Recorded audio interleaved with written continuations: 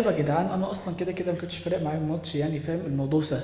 بس انا عايز اسال سؤال واحد يعني يا كابتن يسترو، هو حسين الشحات مشي من النادي؟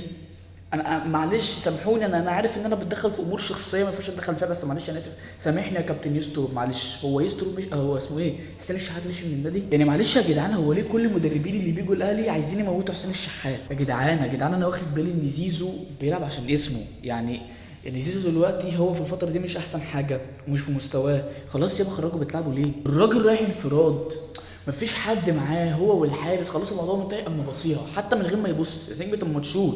طب حتى قبل ما تباصي شوف انت بتباصي لمين. بعدين يا كابتن تورب، يعني هي الدنيا خلاص ضاقت بيك فبتلعب بطار محمد طاهر؟ طب ما انت عندك حسين الشحات بره، انتوا ليه بتعملوا كده؟ بعدين يا جدعان قلنا 60 مره حسين الشحات ماتشات افريقيا دي هي دي الماتشات بتاعته، انت ما بتلعبوش ليه يعني؟ لا، ومش المشكله مش هنا، المشكله ان هو بقى لما يشوف الضغط الجماهير بقى وينزل حسين الشحات اساسي.